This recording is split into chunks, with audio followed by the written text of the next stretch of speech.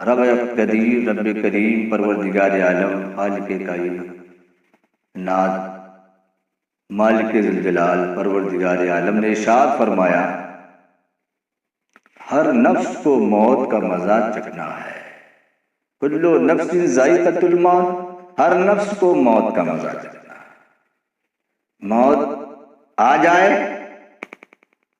یہ بہت اچھی چیز ہے، اس سے ڈرنا نہیں چاہیے۔ دور حاضر میں جیسا کہ حالات سے ہم گزر رہے ہیں اس وقت 2 مئی 2020 میں جو حالات چل رہے ہیں، لوگ موت کی دہشت سے خوفزدہ ہیں۔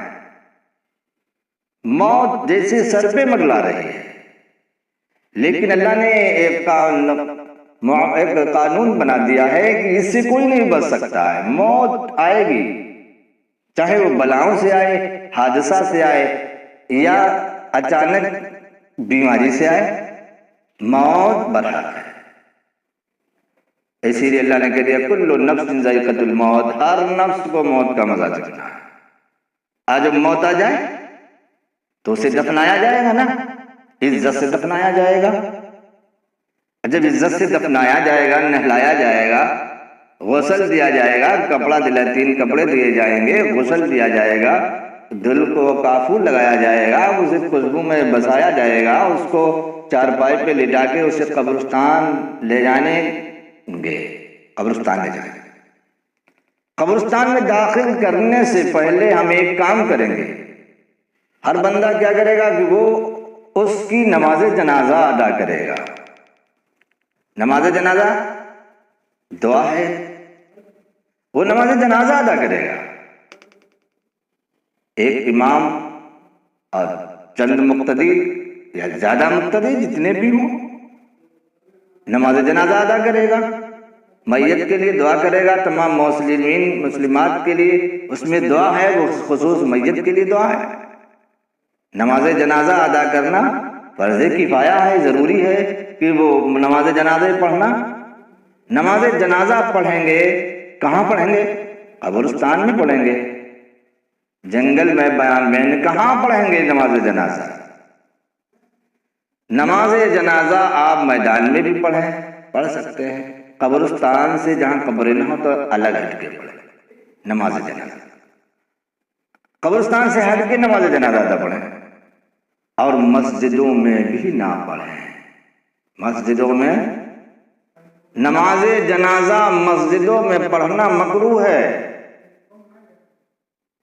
فتاوی صاحب فقیہ ملت فتاوی، یہ دیکھیے سامنے کتابیں نظر آ رہی ہیں، لکھی ہوئی ہیں، فتاوی فقیہ ملت ہے، اور بھی فتاوی فیض الرسول ہے، بہار شریعت ہے، بہت سی کتابیں ہیں جس میں منع فرمایا ہمارے فقہا نے، فقہائے اعظام نے بڑی بڑی کتابوں میں، جس میں یہ کہا ہے کہ نماز جنازہ مسجد میں پڑھنا مکروہ ہے، بلکہ منع ہے۔ جو شخص نماز جنازہ مسجد میں ادا کرتا ہے وہ نماز نہیں ہوتی، چاہے سب نمازی اندر ہوں یا سب نمازی باہر ہوں۔ یعنی چند نمازی مسجد کے اندر ہیں اور باقی سب باہر ہیں، اس صورت میں بھی نماز جنازہ نہیں، یا سب اندر ہیں مسجد کے، اس صورت میں بھی جائز نہیں ہے۔ ہر بہر صورت مسجد میں نماز جنازہ نہیں ہے۔ اور جو لوگ نماز جنازہ مسجد کے اندر ادا کر رہے ہیں وہ نماز نہیں ہو پا رہی ہے، وہ نماز جنازہ نہیں ہو پا رہی ہے۔ اس کے لیے بہت میرے پاس ثبوت ہیں، آپ جس کے ذریعے سے یہ بات میری پہنچ جائے، جس کے ویڈیو سے آپ ان کے پاس فون کر کے اس سلسلے میں ان حوالات کو آپ معلوم کر سکتے ہیں، جس میں یہ کہا گیا ہے کہ اگر چند نمازی بھی مسجد کے اندر ہیں تو نماز جنازہ نہیں ہوگی، یا سب نمازی ہیں تب بھی نہیں ہوگی۔ دونوں صورتوں میں بھی ہر حال میں مسجد کے باہر نماز ہونا چاہیے۔ زیادہ سے زیادہ اگر آپ عیدگاہ میں نماز پڑھیں جنازہ، تو عیدگاہ کے اندر نماز جنازہ ادا کی جا سکتی ہے، یا وہ جگہ مسجد میں جو خارج مسجد ہے جہاں نماز نہیں پڑھی جاتی، الگ سے بنی ہے، اس جگہ میں بھی نماز جنازہ ادا ہو سکتی ہے۔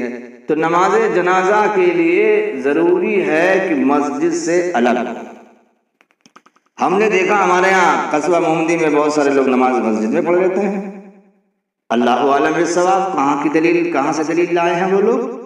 جہاں سے بھی لائے ہوں، مگر یہ کتاب فقہ الزام جس پر فتویٰ ہے ان پہ یہی ہے کہ نماز جنازہ مسجد میں نہیں ہے۔ اچھا، یہ تو بات رہی نماز جنازہ کی۔ نماز جنازہ پڑھ لیں، پڑھنے کے بعد قبرستان جائیں اور میت کو اتاریں باعزت، اس کو قبرستان میں بسم اللہ وعلا ملتی علی رسول اللہ پڑھ کر اتار دیں۔ لوگوں کو دیکھا ہوگا اپنے مسجدوں میں، آپ کہیں جنازے میں گئے ہوں گے کسی کی تو دیکھا ہوگا آپ نے، نوجوان قبر میں اترتے ہیں، وہ لوگ کلمہ پڑھتے ہوئے اتارتے ہیں، ٹھیک ہے کلمہ، لیکن یہ دعا پڑھنا چاہیے بسم اللہ وعلا ملتی علی رسول اللہ، یعنی میں نے رسول کریم صلی اللہ علیہ وسلم کی ملت پر اس کو پایا اور نبی پاک صلی اللہ علیہ وسلم کی ملت پر اس کو قبر میں اتار دیا۔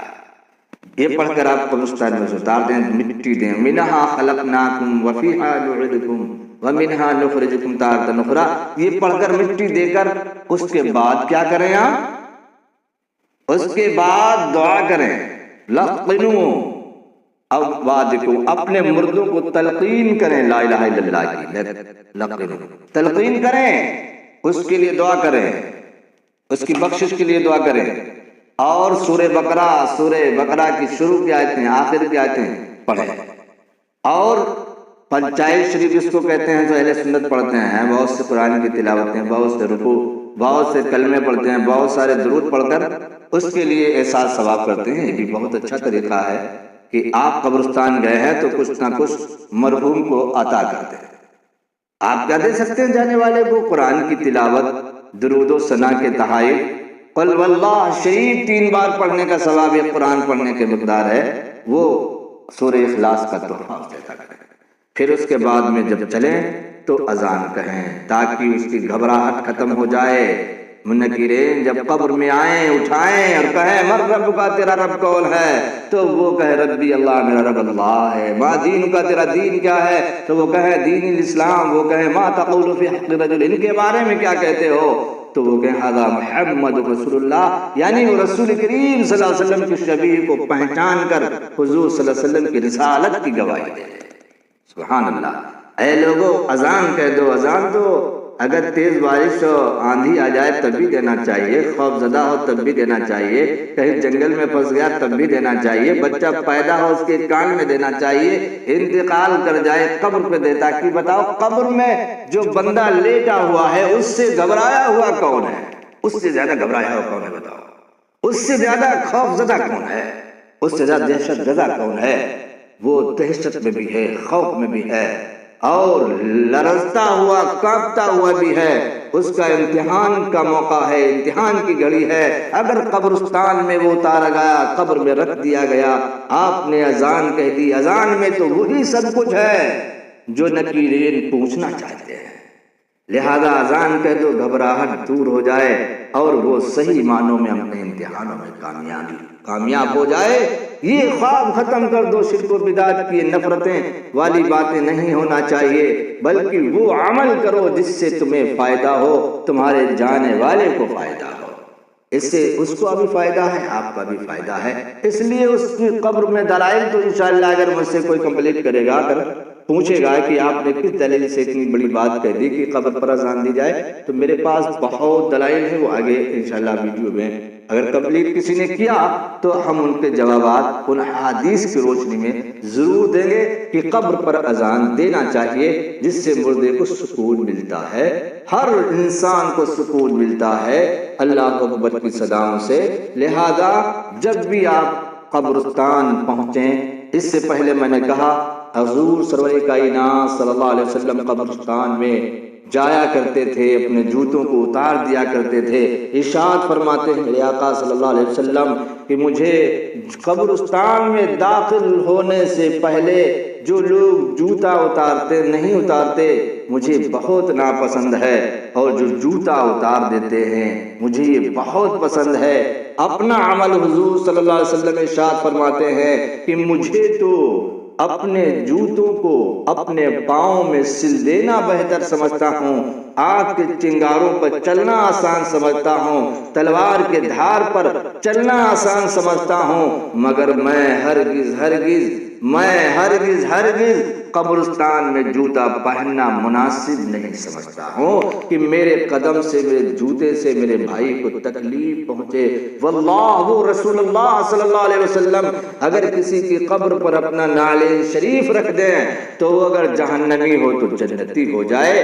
وہ فرماتے ہیں کہ مجھے تلوار کی دھار پر چلنا آسان ہے مگر مجھے جوتے پہن کر قبرستان میں جانا مناسب نہیں ہے۔ لہذا میرے بھائیوں، اہل سنن کے لوگوں، جو بھی میری بات کو سنے وہ عمل کرے اور اس حدیث کو دیکھے غور سے کہ رسول کریم صلی اللہ علیہ وسلم کا عمل کیا تھا، اور اس دور کے کچھ انسانوں کا عمل کیسا ہو گیا کہ وہ قبرستان میں جوتے پہن کر گھس کر اپنے بھائیوں کو تکلیف دیتے ہیں۔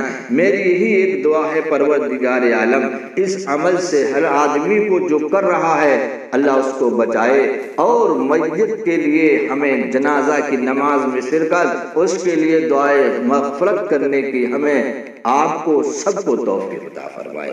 اللہ تعالیٰ میرے ان جملوں کو قبول فرمائے، صحیح جائز حق بات مجھے بولنے کی توفیق عطا فرمائے، اور آپ سب کو اس پر عمل کی توفیق عطا فرمائے۔